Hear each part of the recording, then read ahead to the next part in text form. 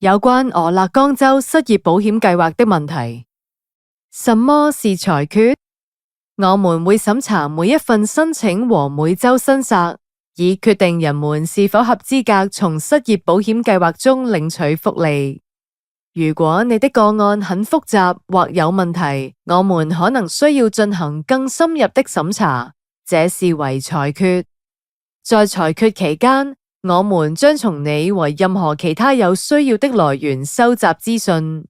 如果你最近的工作是發生問題的一部分，我們也會從你的前僱主那裡收集資訊。